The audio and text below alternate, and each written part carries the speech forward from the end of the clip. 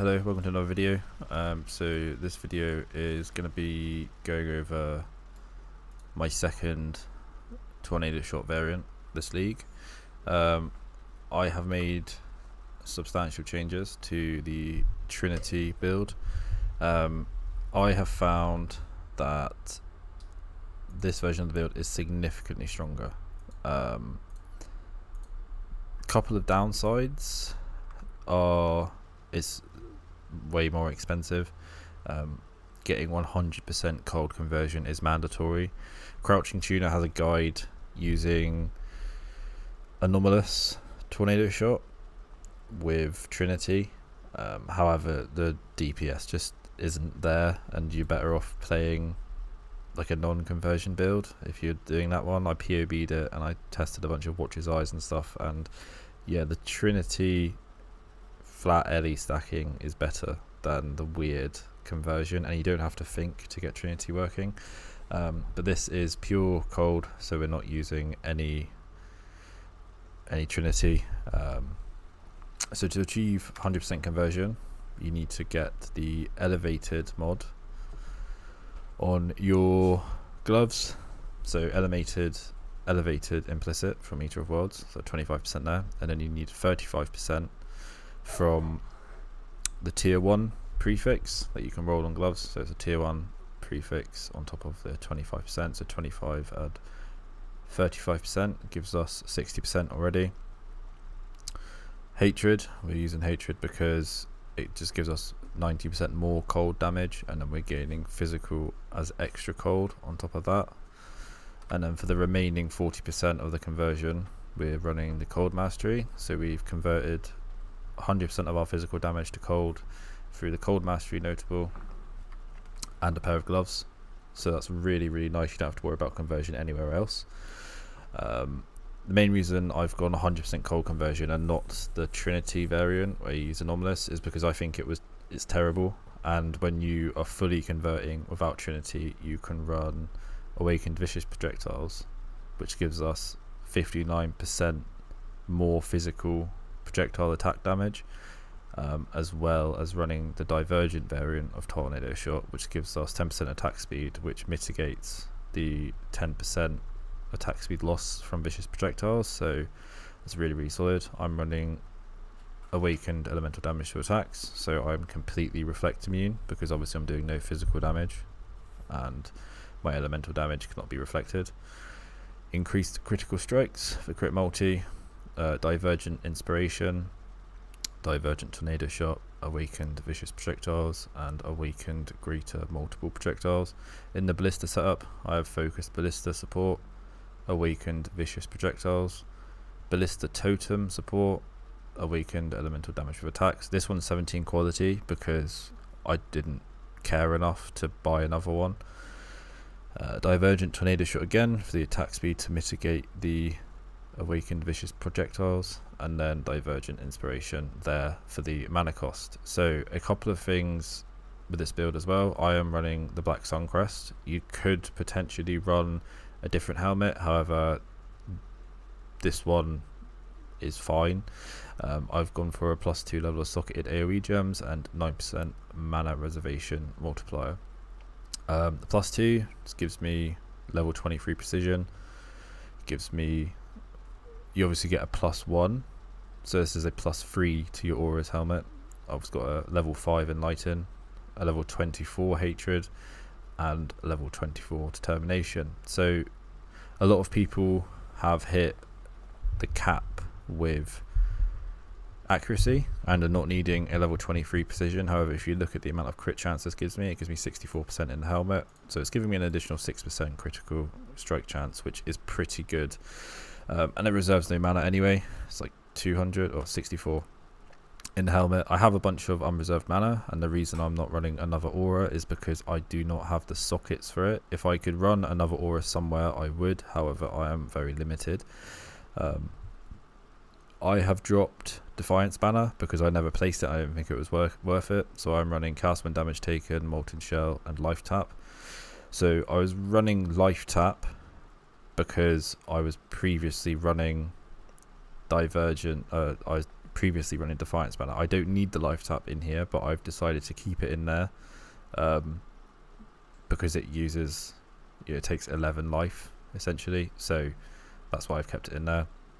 I could swap this out for Defiance Banner again, but then I'd run into the issue of my cast when damage taken support not working. I'm going to put D&D on, unfortunately, whilst I'm recording. So that's why I've gone for life tap support as well as cast when damage taken in here.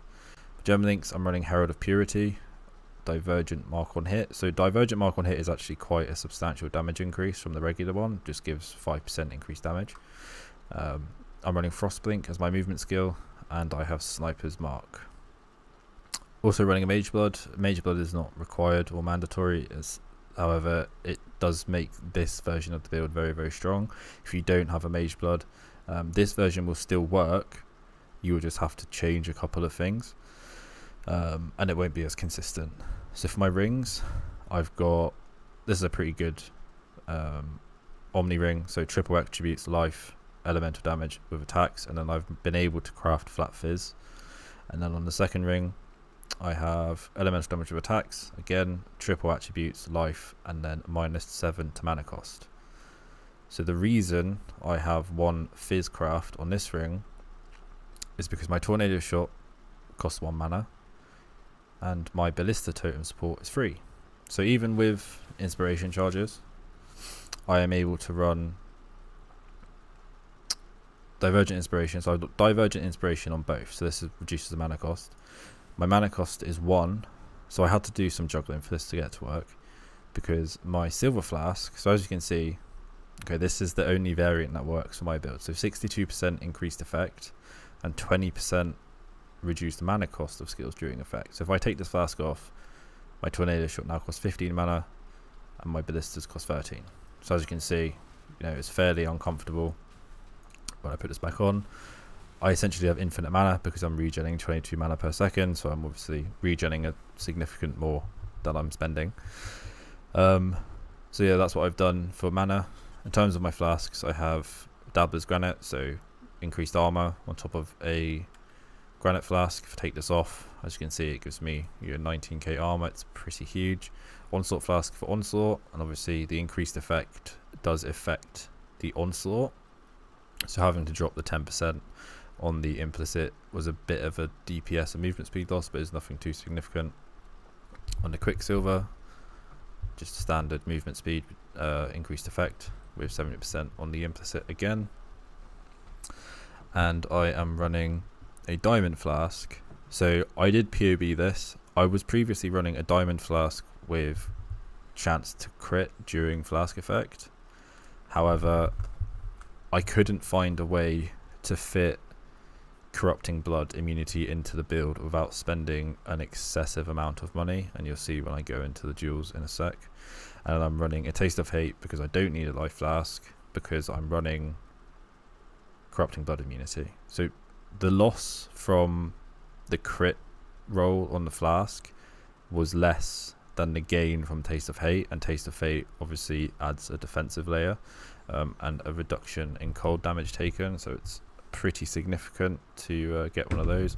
You could get a 15-15 one. I've just opted for the damage because I don't really die, and obviously on top of here we're getting the physical damage taken as elemental as well, so we've got a significant amount of damage reduction overall.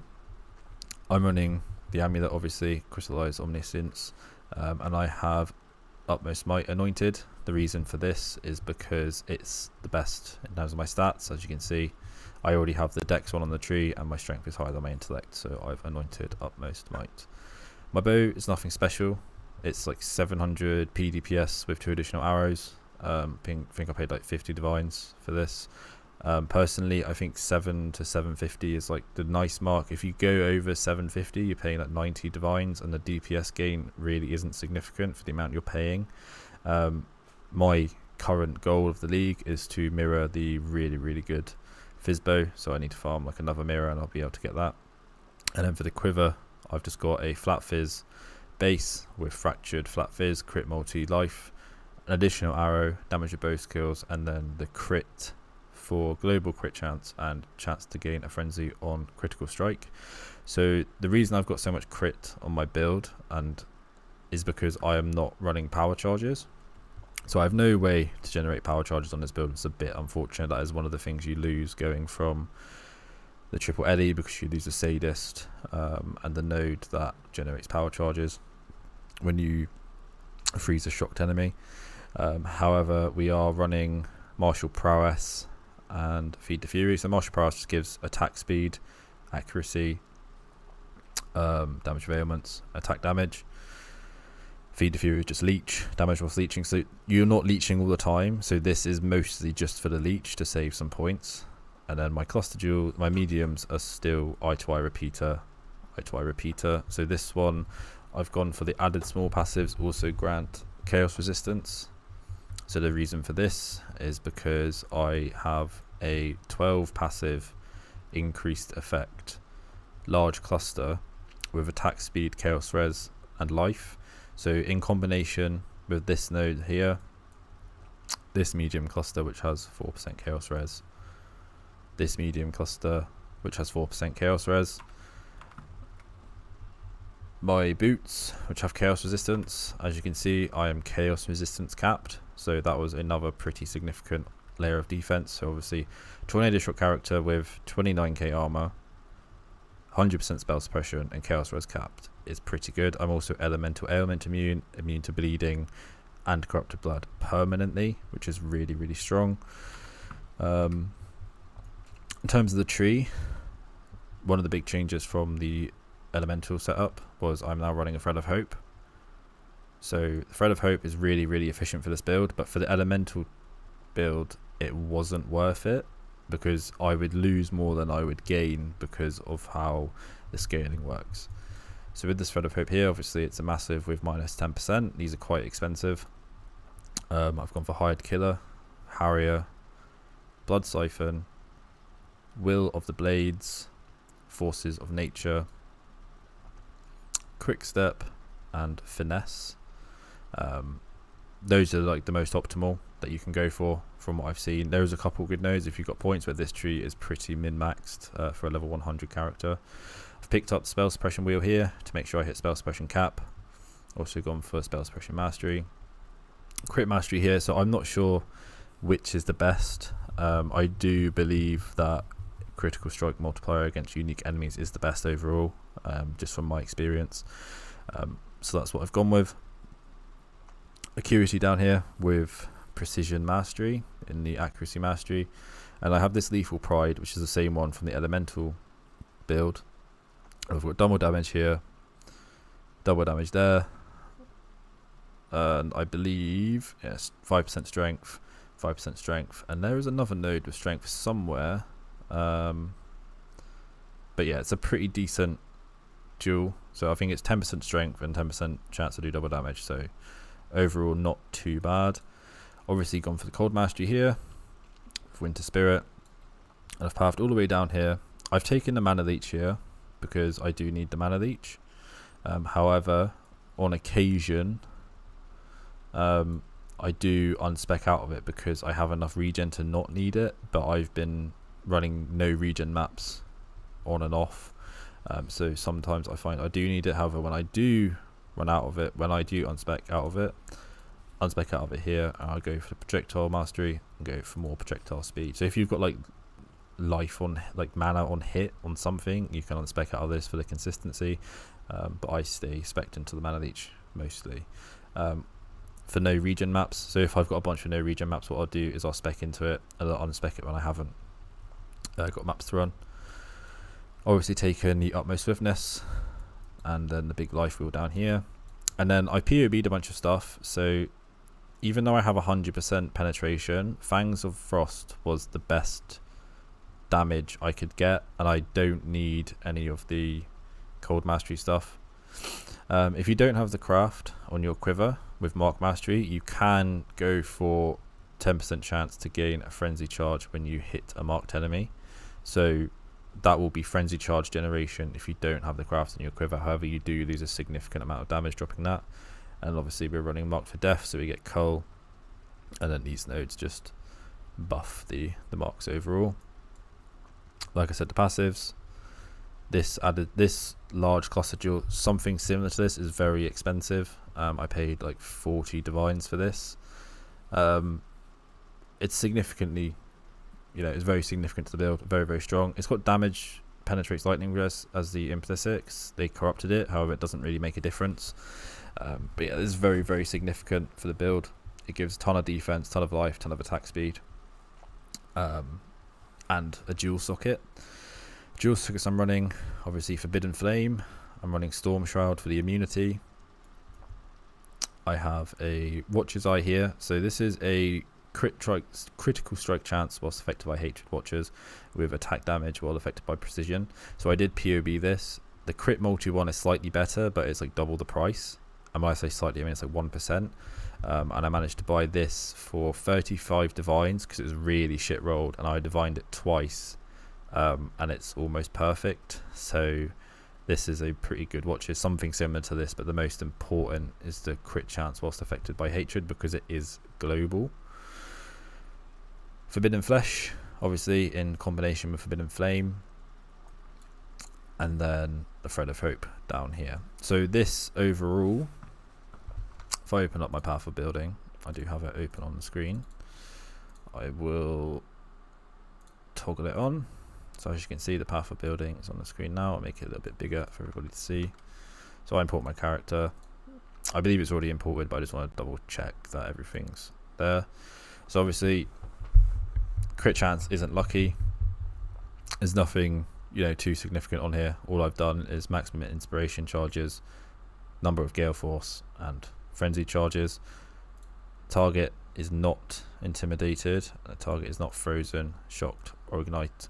So all in all, I'm doing 3.9 million DPS per projectile just from my tornado shot. However, I shoot a total of 11 projectiles. So to be conservative, what I'm going to do is go into the skills, go to my tornado shot, active, include and full DPS. I'm going to set it. I'm going to set it to 9, not 91, but I'm going to set it to 9 projectiles because I think that's a fairly nice conservative amount. And then for the tornado shot, ballista, obviously they are firing 6 arrows each, and there's 3 of them. So we're going to do 6 times 3, which is 18. I'm going to do 15 of those because that's also conservative. I'm not assuming every projectile will hit the target.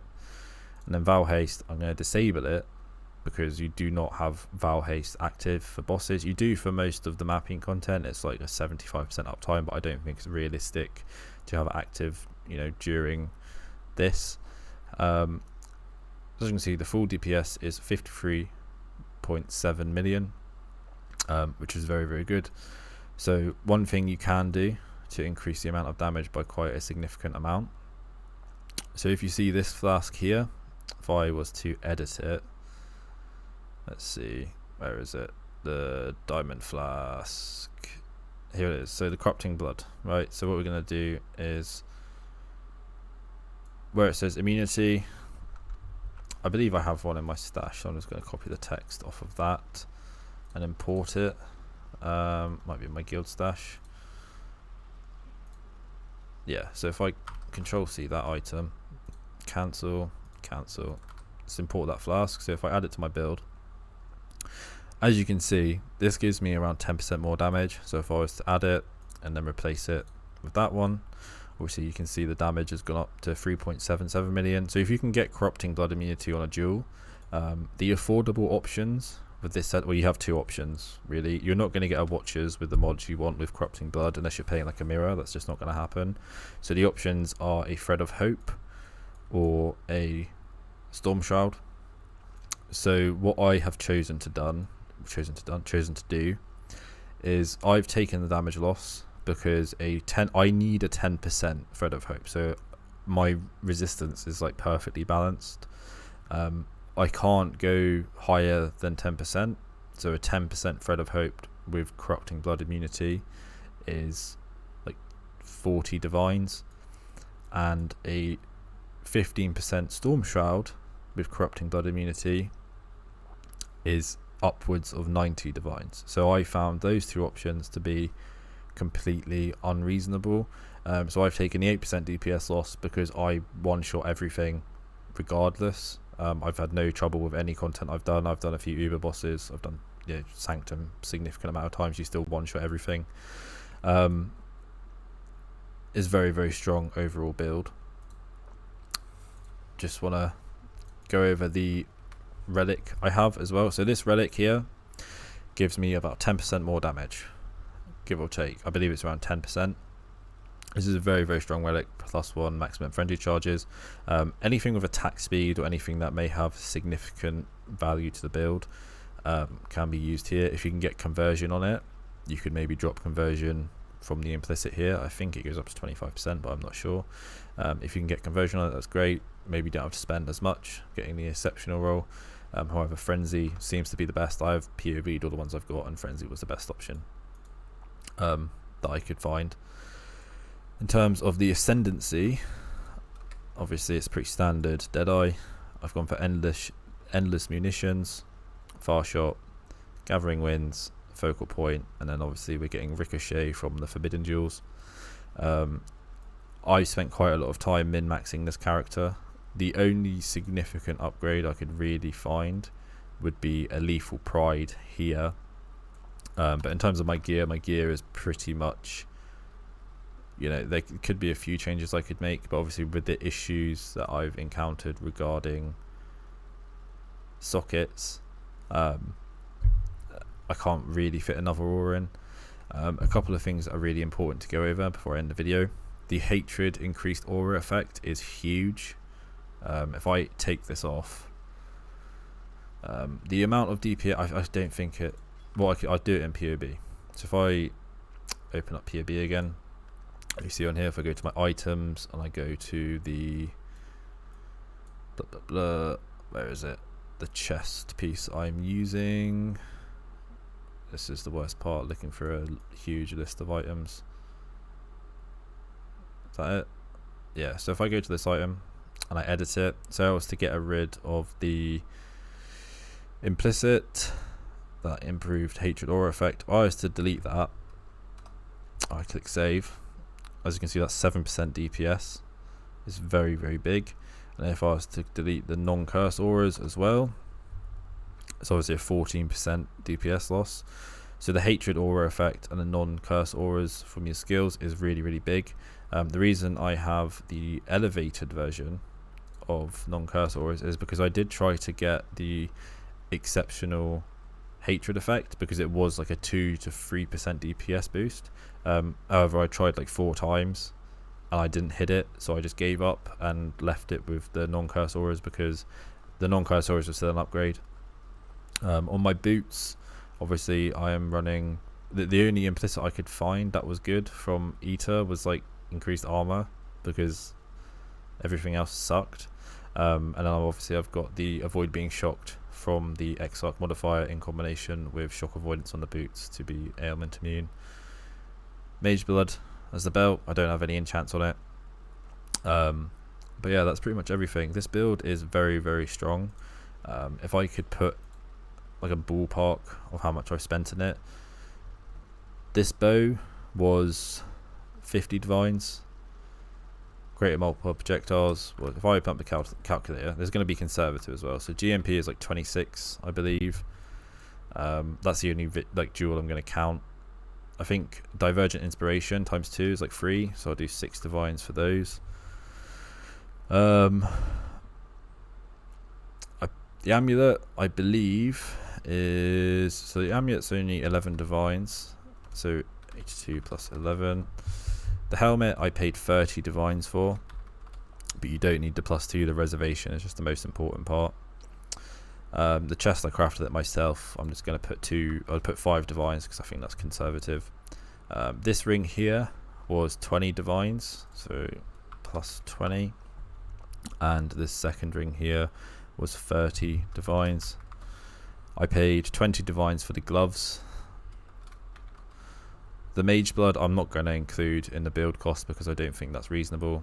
the boots I paid 4 divines for, and the quiver I paid around 22 divines for. If I go into the jewels, the thread of hope, the 10% resistance, I'm gonna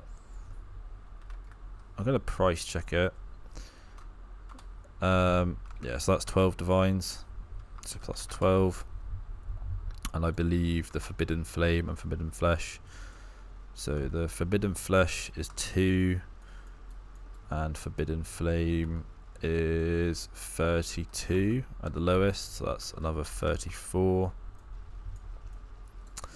The Watcher's Eye I paid around 40 divines for, I believe, so that's another 40 divines there. And then this Lethal Pride was only 2 divines, and then this cluster down here I paid 40, so plus, yeah, so 352 plus 40.